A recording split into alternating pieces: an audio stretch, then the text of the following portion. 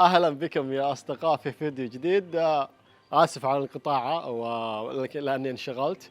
اليوم أنا وصلت إلى بالي، جزيرة بالي، وحاب إني أشارككم الأجواء هنا في جزيرة بالي، وهل بالي تستحق الزيارة ولا لا. قبل لا نبدأ لا تنسى الاشتراك في القناة وتعطينا اللايك، وأهم شيء إذا أنت حاب تزور بالي لا تنسى هذا البرنامج اسمه جريب. هذا مثل أوبر أو كريم عندنا في السعودية، يعطيك الاسعار الحقيقيه، يعني انه ما حد يقدر يغشك في المواصلات، في الفنادق، في المطاعم، في كل شيء. وفي يعني لما تحصل داخل البرنامج تحصل مثل تبي تاخذ اللي هو الموتور سايكل اللي هو الدباب او السياره، ويعطيك السعر الحقيقي وتقدر تفاوض الناس برا يعني البرنامج هذا، فيعطيك السعر الحقيقي لا تنسونه. اما بالنسبه للحجوزات دائما انا حجز عن طريق اير بي ان بي. خلونا نبدا. شوفوا أجواء الصباح الآن، ما شاء الله.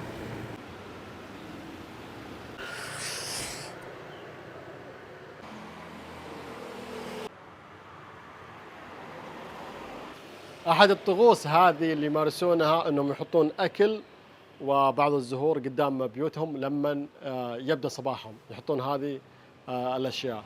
هذه طقوس يمارسونها.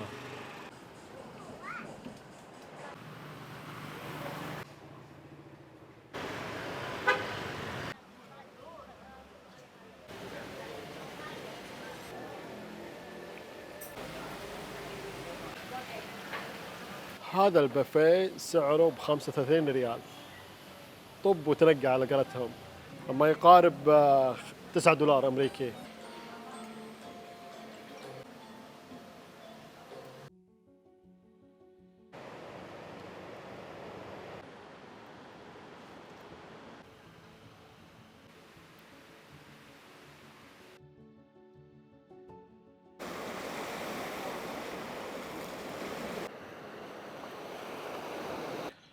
فقط بعطيكم نبذة عن جزيرة بالي. مساحتها نصف مساحة دولة البحرين، عدد سكانها 4 مليون. فعشان قبل لا تجي لهذه الجزيرة حاول انك تقرر وين انت بتروح. مو كل يعني الجزيرة فيها أنشطة. طبعا المناخ طول السنة نفس المناخ، لأنهم هم قريبين لخط الاستواء فجوها واحد، لكن في فصل الصيف تكثر فيها الأمطار. المدنيين هنا أو الناس أو السكان هنا يشتكون من تغير المناخ خلال الخمس سنوات الأخيرة. يقولوا حسينا اللي هو بالجلوبال وورمينج أو يعني تغير المناخ، climate change. The colors of the rainbow, so pretty in the sky, also on the faces of the people going by. I see friends second hand, say how do you do? They're really saying I love you. هذا اليوم الثاني لي في بالي، جزيرة بالي. طلعت من كوتا المنطقة اللي كنت فيها رايح على أبد، وأبد هذه فيها نشاطات متعددة راح أغطيها لكم اليوم، إن شاء الله تعجبكم. هذا البيت هو أحد البيوت القديمة، السكان الأصليين لجزيرة بالي وما زالوا والناس عايشين في هذا البيت، أب عن جد ماخذين هذا البيت. أبوريكم حياتهم من داخل. وهذا المطبخ من داخل.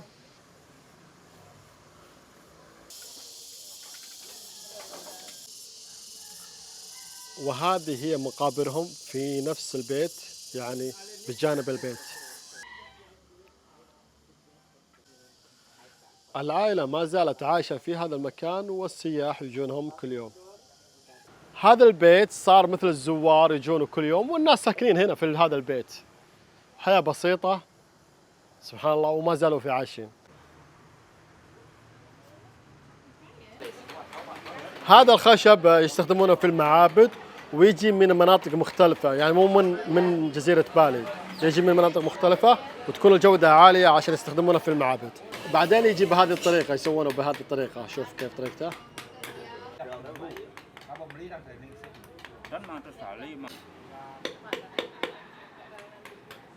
هذه الطريقة النهائية يكون بهذا الشكل. I'm from Saudi. وعليكم السلام.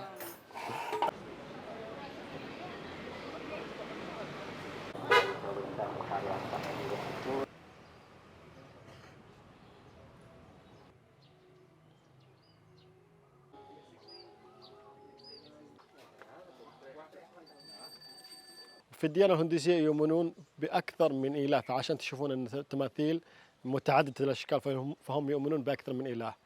فإحنا نؤمن بالله عز وجل إله واحد.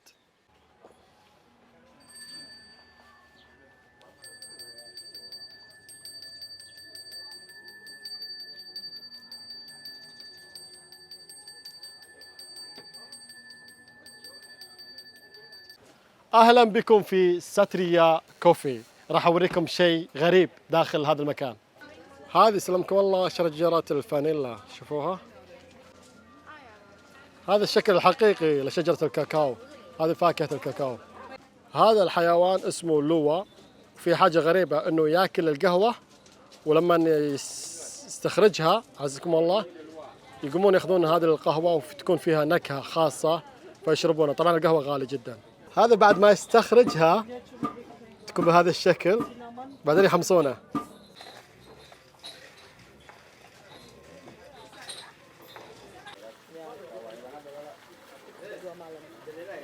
So how much if you want to test from the animal? 50,000. عشان تاخذه من عزكم الله من ذاك الحيوان، من براز الحيوان، ياخذ منك 50,000 روبية عشان اللي هو التست المذاق. ولكن انا قلت لهم لا ما ابيه، لكن هذا كله طبيعي مو من ذاك الحيوان عزكم الله. وجرب عندهم المشروبات. بعد تجربة كل المشروبات صراحة اللي عجبني الموكاتشينو، هذا اسمه موكاتشينو، لذيذ مرة. وعجبني الزعفران مع الكركم، راح اشتريهم. اما هذاك حق صاحبنا ما راح نجربه. اوكي. احلى ما في هذا المكان انه الدخول بدون تيكت. كل الاماكن اللي دخلتها لازم تدفع تيكت، لكن هنا بدون تيكت. تدخل ويورونك المكان، عجبك اشتري، ما عجبك توكل على الله.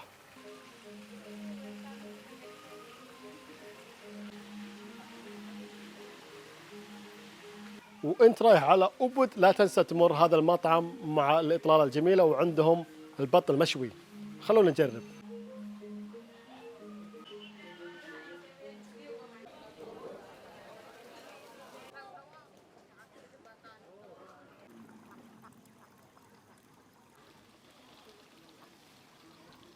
إذا جيتوا بالي لا تنسون تزورون هذا المطعم، جدا جميل ومذاقه طيب وإطلالة جميلة.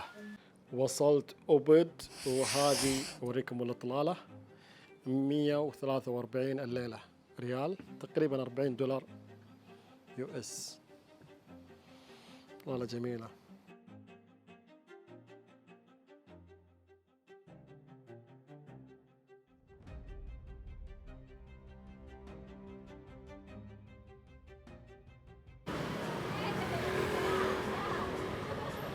مثل ما انتم شايفين هذا هو مركز المدينة في أوبد، لكن زحمة شوي، في ترافيك، في زوار كثيرين هنا.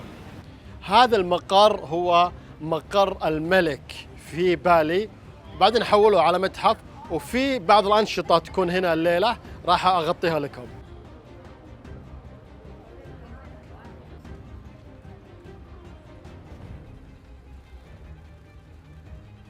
العجيب في هذا المكان شوفوا النقش هنا، طريقة النقش جدا جميلة حلوة ومعقدة جدا. شوف دقيقين جدا في الرسم.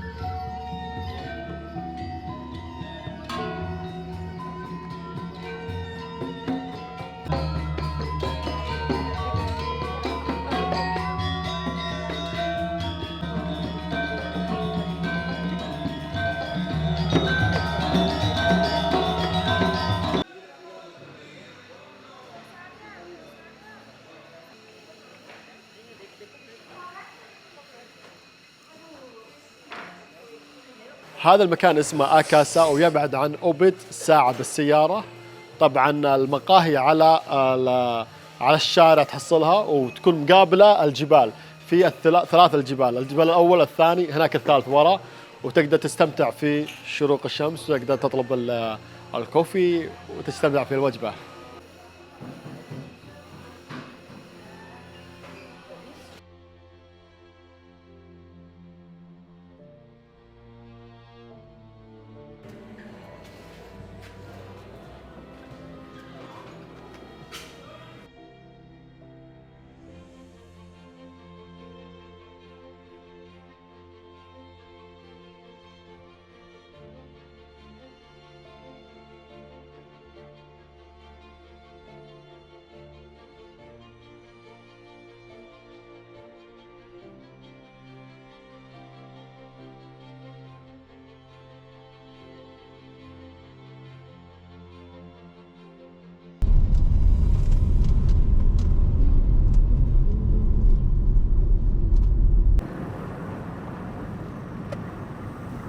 إذا جيت أوبد لا تنسى تجرب هذه التجربة. راح نروح حول المزارع والنفق والشلالات، راح أوريكم عن طريق الجو برو.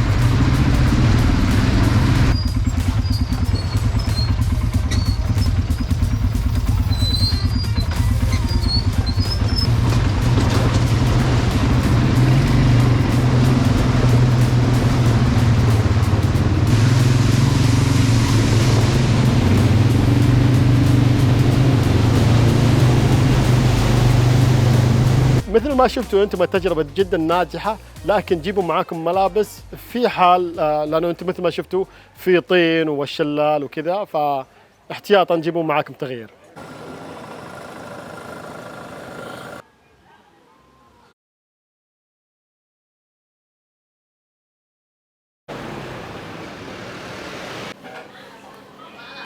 هذا المطعم مشهور دجاج ورز، لكن المطعم جدا كبير، تحس انه جلسه مديتيشن، يعني جلسه تامل. بجربه واعطيكم رايي فيه. مثل ما انتم شايفين هذا الطبق طبعا فستق وهذا دجاج، خضره ورز. شكلها زين. تقييمي للمطعم المذاق 70%. المكان جدا رائع صراحه.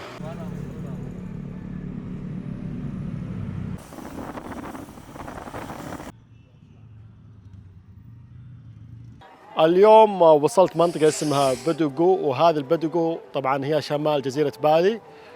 فيها معابد مثلا وأماكن حلوة راح أغطيها لكم.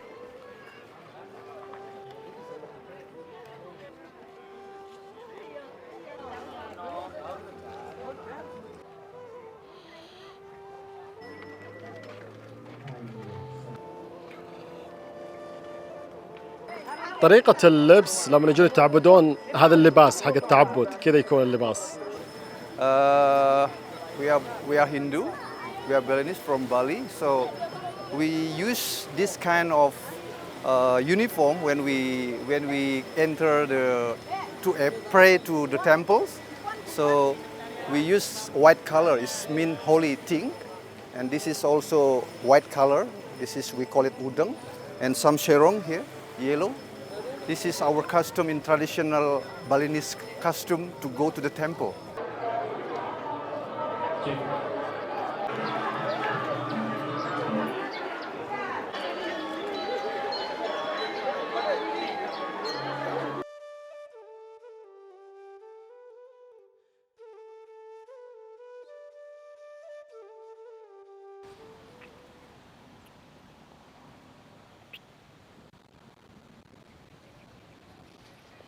هذه المنطقة اسمها جتا لوي، وفيها حقول الرز على مد النظر.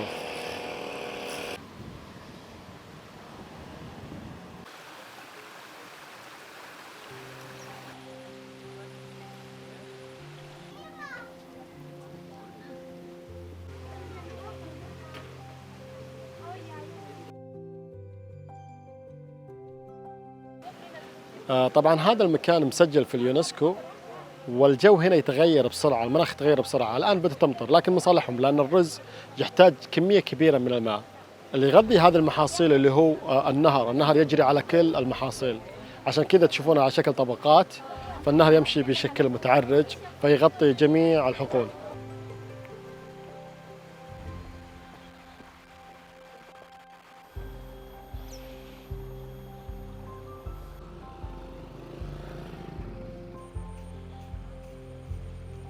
الحقل جدا كبير وواسع، وتتعب ان تمشي فيه بقالات ومطاعم داخل.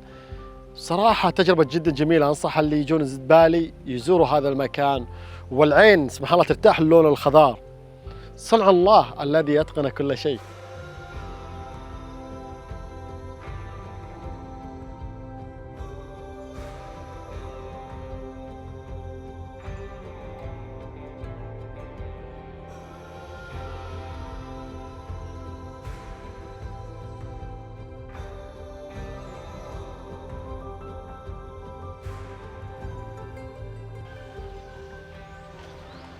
عمر هذه الشجرة 700 سنة، يقدر عمرها 700 سنة. شوفوا كم حجمها بحجمي أنا يعني.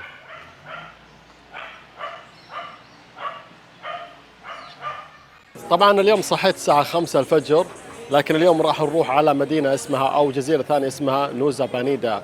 تبعد عن جزيرة بالي تقريبا 50 إلى ساعة في القارب، وفيها شواطئ حلوة لكن جوها حار جدا، فإذا أنت حاب تروح لهذه المنطقة لازم تلبس ملابس خفيفة.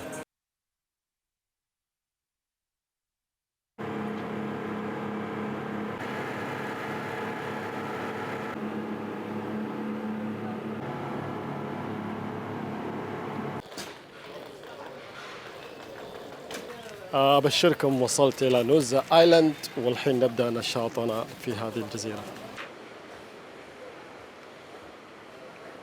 هذا الشاطئ اسمه دايموند بيتش، معناته شاطئ الجوهرة. لو تشوفون الصخرة على شكل جوهرة.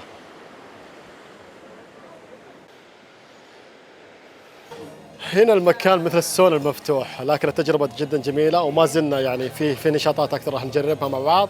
توقفنا هنا عشان وجبة الغداء، طبعا انكلود مع وجبة الغداء، يعني ما شاملة مع وجبة الغداء. السعر 300 ريال شخص واحد تقريبا، وبالدولار 85 دولار أمريكي.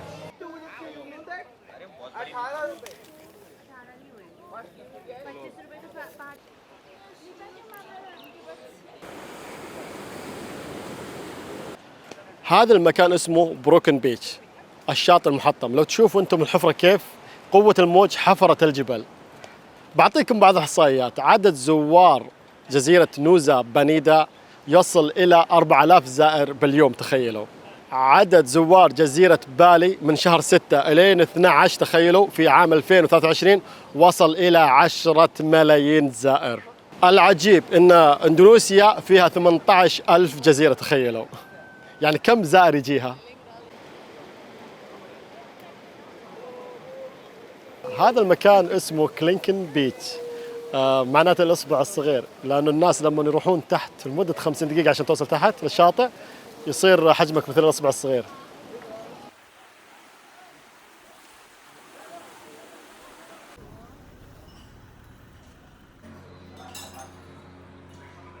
إذا خلصت من هذه الرحلة لا تنسى تزور هذا المطعم. أول مرة أوصيكم على المحل مطعم، صراحة هذا المطعم عجيب يطوفكم. صراحة الشوربة بطلة هنا، المطعم عنده جدا جميل، أنصحكم فيه. خلصتوا الرحلة تعالوا هنا.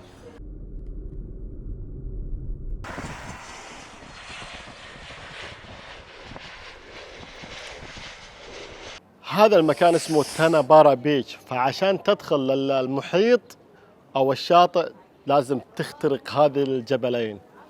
منظر جدا جميل من هنا، الناس هنا يجون يلتقطون الصور.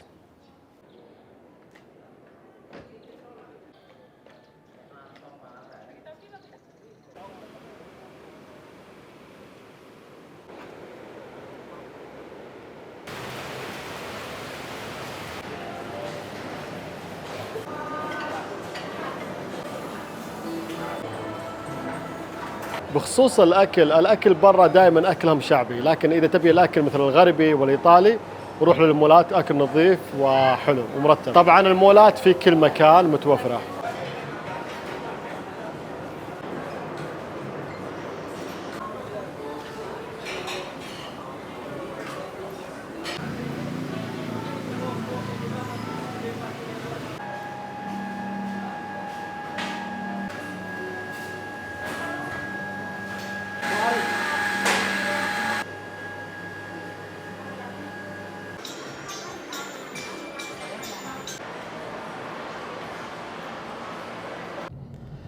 على آخر يوم انكسرت الشريحة، يلا الحمد لله، بكرة أصلحها أو بعد بكرة في تايلاند.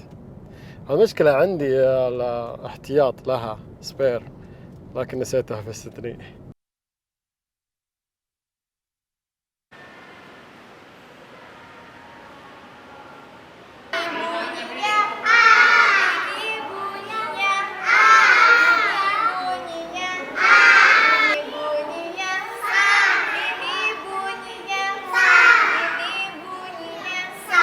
عدد المسلمين في هذه الجزيرة يصل إلى 10%، لكن 90% هو الهندوس. لكن الحمد لله المساجد في كل مكان، ويعني ما في يعني مسافة طويلة جلستها ما حصلت مسجد، دائما المساجد في كل مكان.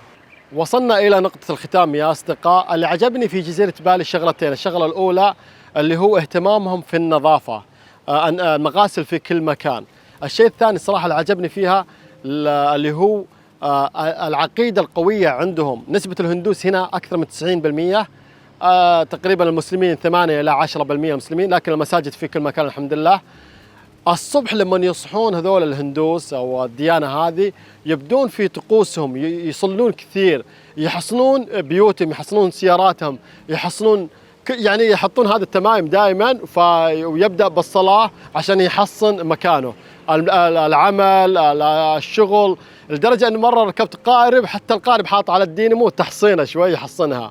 هذا اللي عجبني في جزيرة بالي. الشيء الآخر والأخير أحاب أني أشكر شارلي طبعا هي اللي كانت في أول يوم صراحة قابلتها بالصدفة شارلي، وهي اللي يعني هي اللي حجزت لي كل شيء يعني والاماكن وهذا. يعني قلت لها شوفي انا انسان جاي بصور وماني فاضي اني احجز، وهذا ابوكر كل الامور لك، وبعدها انت يعني تقررين وين نروح وين نزور. فصراحه كانت انتم مثل ما شفتوا الاماكن كلها زرناها عن طريق تخطيط شارلي. بحط لكم الانستغرام حقها في الديسكربشن اذا حابين انتم تتواصلون معها. Thank you Shirley for guide me and recommend me many places. Thank you so much. I will see you next time for sure. Bye bye.